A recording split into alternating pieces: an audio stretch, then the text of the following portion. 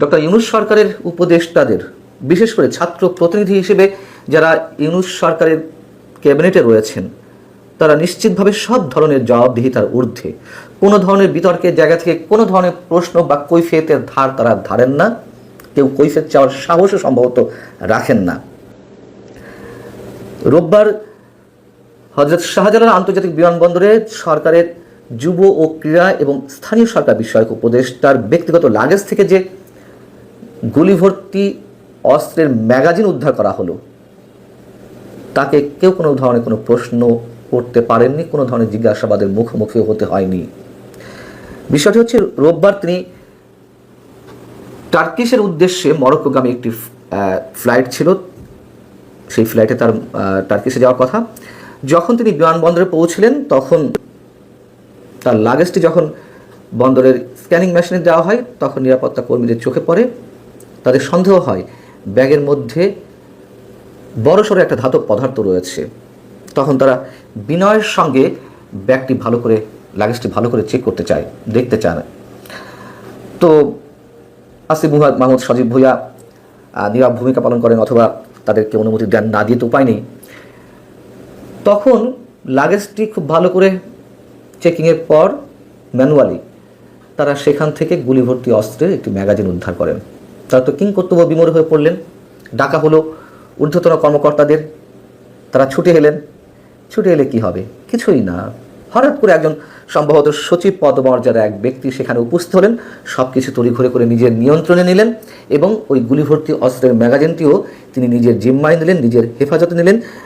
আসিফ মাহমুদ সজীব ভুঁইয়া বীর দর্পে বিমানে উঠে পড়লেন, আর ওই সচিব পদমর্যাদার ব্যক্তিও বিমানবন্দর ছেড়ে চলে এলেন। এই ঘটনায় তাকে কেউ কোনো ধরনের প্রশ্নও করেনি, জিজ্ঞাসাবাদের কোনো প্রয়োজনীয়তা অনুভব করেনি, অথবা প্রয়োজনীয়তা অনুভব করলেও সেই সাহস তাদের ছিল না জিজ্ঞাসাবাদের। যদিও আসিফ মাহমুদ সজীব ভুঁইয়ার পক্ষ থেকে একটি অজুহাত দাঁড় করানো হয়। কি অজুহাত? যে আমি ব্যস্ততার কারণে আমার ব্যাগ থেকে এই ম্যাগাজিনটি সরাতে ভুলে গিয়েছিলাম। বিমানবন্দর এলাকায় একজন মন্ত্রী পদমর্যাদার ব্যক্তির লাগেজে এই ধরনের গুলিভর্তি ম্যাগাজিন পাওয়া যাবে, সেটা আমরা খুব স্বাভাবিকভাবে নিয়ে নেব। আর সরাতে মনে ছিল না, আচ্ছা ধরে নিলাম সরাতে মনে ছিল না, ঠিক আছে, ভুল হতেই পারে। আমরা ধরে নিলাম যে এটি বৈধ অস্ত্র, ধরে নিলাম, কিন্তু তার তো একাধিক নিরাপত্তা কর্মী রয়েছে, অস্ত্রধারী নিরাপত্তা কর্মী রয়েছে, নিয়োগ দেওয়া থাকে মন্ত্রীদের জন্য, তাদের নিরাপত্তার জন্য। তাকে কেন ব্যক্তিগত অস্ত্র নিজের রাখতে হবে? কি কারণে? অনেক বড় প্রশ্ন। এবং এ বিষয়ে সিভিল অ্যাভিয়েশন কর্তৃপক্ষ বা বিমানবন্দরের নিরাপত্তা বিভাগ কোনো ধরনের আনুষ্ঠানিক কোনো মন্তব্য করেনি, এমনকি স্বরাষ্ট্র মন্ত্রণালয়ের পক্ষ থেকেও কোনো বিবৃতি দেওয়া হয়নি। কি বিবৃতি দিবে? এর আগে যত সরকারের মন্ত্রীরা ছিল বা আমরা দেখেছি, তারা কি কখন নিজের পকেটে অস্ত্র রাখতেন, নিজের লাগেজে অস্ত্র রাখতেন? নিরাপত্তা কর্মীরাই তো নিয়োজিত থাকেন তাদেরকে যে কোনো দুর্ঘটনা থেকে রক্ষা করার জন্য। আমাদের মনে রাখা দরকার, আসিফ মাহমুদ সজীব ভুঁইয়া এর আগে কিন্তু নিজের মুখে একটি টেলিভিশন চ্যানেলকে বলেছিলেন সাক্ষাৎকারে, 5 আগস্ট শেখ হাসিনা সরকার যদি পতন না ঘটতো, শেখ হাসিনা যদি দেশ ছেড়ে চলে না যেতেন, তাহলে তাদের প্রস্তুতি ছিল সশস্ত্র বিপ্লবের। অস্ত্রের মজুদ ছাড়া তো সশস্ত্র বিপ্লবের বিষয়টি মাথাতেই আনা যায় না। সেই অস্ত্রগুলো কোথায়? যদি আমি আসিফ মাহমুদ সজীব ভুঁইয়ার নিজের বক্তব্যের কথা বলছি, তাহলে তারা প্রস্তুতি ছিল তো তাদের, তাহলে সেই অস্ত্রগুলো কোথায়? এবং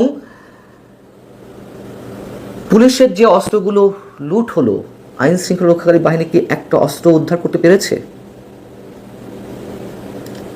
সব বাদ দিলাম, এই আসিফ মাহমুদ সজীব ভুঁইয়া তিনি তো কম বিতর্কে জন্ম দেননি এই 10 মাসে।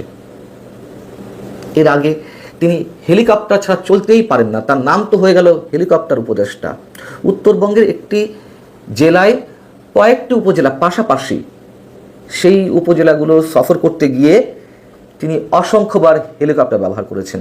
তার বক্তব্য অনুযায়ী তিনি 6 বার হেলিকপ্টার ব্যবহার করেছেন। এক উপজেলা থেকে আরেক উপজেলার দূরত্ব মাত্র 9 কিলোমিটার।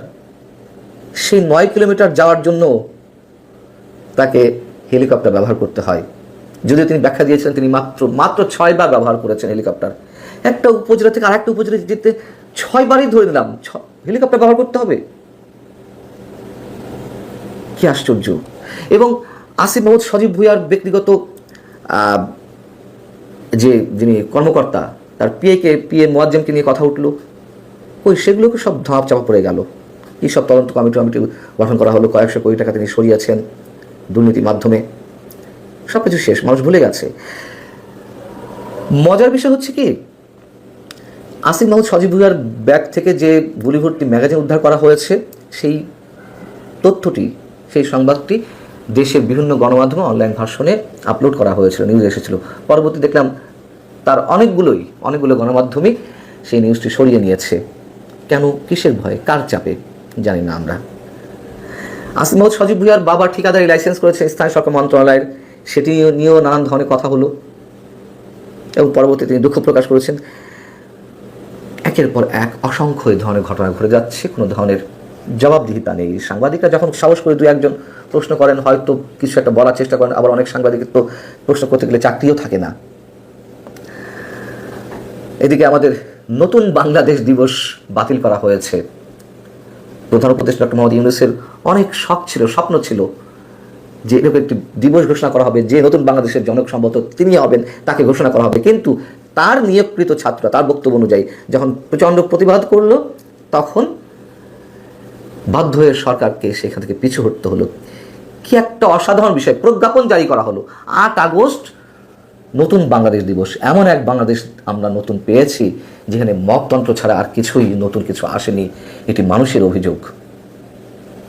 এবং এই ছাত্র উপদেষ্টা চাইলে তো ডক্টর মোহাম্মদ ইউনূসকে সরিয়ে ফেলতে পারে, প্রমাণিত সত্য।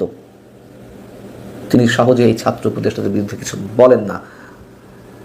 যেই এক্সাম্পলটি আমাদের সামনে আসিফ মাহমুদ সজীব ভুঁইয়ার ক্ষেত্রে স্থাপিত হলো, যে দৃষ্টান্তটি, সেক্ষেত্রেও নিশ্চয়ই সরকারের তেমন কোনো বক্তব্য থাকবে না, এটাই স্বাভাবিক।